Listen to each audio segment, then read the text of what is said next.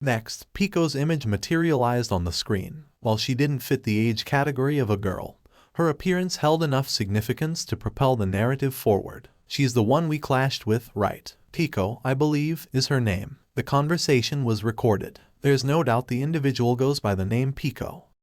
Pico's existence value of 1,890,000 and wielded a mythical grade spear trident. Altogether, her overall existence value stood at 2.89 million.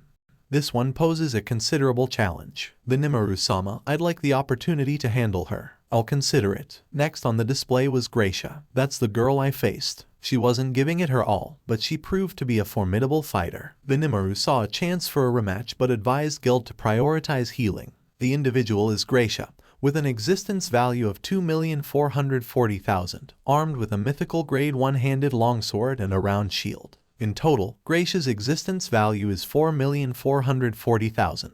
In Gracia's case, I suspected she could unleash maximum performance, making her a formidable opponent. With those thoughts, Benimaru shifted his attention to the next set of information. Dino's image appeared on the screen. Dino seemed somewhat aloof and unenthusiastic, while Ramiris burned with fighting spirit against Dino's indifferent demeanor. I'll settle the score with you this time. Brace yourself, Dino-chan. The individual is Dino, a member of the Octagram, also known as the Sleeping Ruler. The operator stated the well-known facts without hesitation, disclosing Dino's existence value in detail, 2,260,000, with the mythical grade sword on his back valued at 2,200,000, totaling an impressive 4,460,000.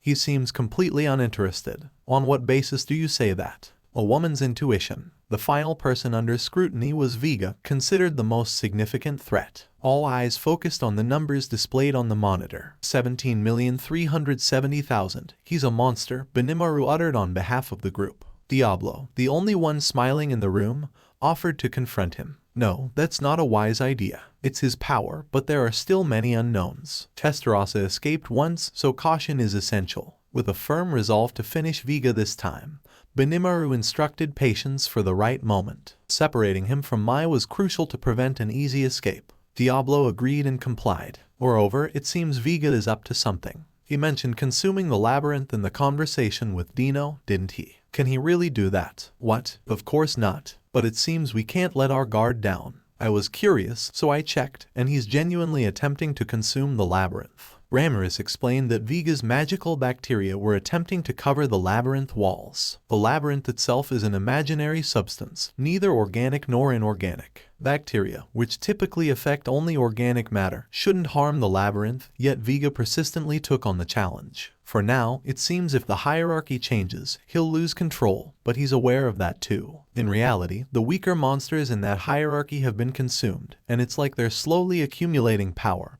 which is somewhat repulsive. Have you finished collecting samples of the isolated bacteria? Of course we have, she boasted proudly and had Beretta bring in a beaker-like container. Diablo took some part and tried to destroy it. Benimaru tried to burn them with his own fire. It seemed to be easier to kill than he had expected, which was a relief. It seems once they're out of your control, their vitality isn't that high. Yes, but to be safe, it might be better to eradicate them all. After presenting these findings to the team, they collectively agreed on a course of action. Once Mai and Vega are separated, the decision is to eliminate Vega in consideration of future outcomes. The protector of the 60th level, in Gadra's absence, takes the form of the Demon Colossus. Modified by Gadra, it now boasts an array of weapons beyond the control of ordinary adventurers. However, when faced with Dino and his companions, these weapons prove to be more of a hindrance than a genuine threat. Expressions of concern and confusion circulated among the group as they witnessed the golem's capabilities. This thing is making me uneasy. Its strength is just too much. Why are they disappearing in particles of light? That's not normal, is it? It won't come back to life, will it? It's just a golem. Well, anything is possible in this labyrinth. Even if it does come back, it won't pose much of a threat. If it's too much trouble, we can find another way. However, Dino couldn't help but voice his concern about the labyrinth itself. Naturally, Dino found the idea of an artificial golem regenerating unreasonable. Yet, recalling Ramiris' malevolent smile, he hesitated to outright dismiss the possibility. Dino recollected engaging in a similar investigation in the past. Despite never encountering any successful outcomes, He couldn't shake off a sense of unease when recalling the individuals in the research facility, akin to a gathering of malevolent beings. This is the reason the Labyrinth underwent a rapid transformation into an impenetrable fortress. And Dino's apprehensions were proven right. It's time to start. Today, we welcome you with a full course of golem. Please enjoy. This announcement, delivered in Ramiris' cheerful voice, marked the beginning of a nightmare. Laser beams darted around them, lava flowed like an inverted furnace, missiles pursued them relentlessly, and monstrous sound waves wreaked havoc. The culmination was an unyielding onslaught of fire-thermitic plasma.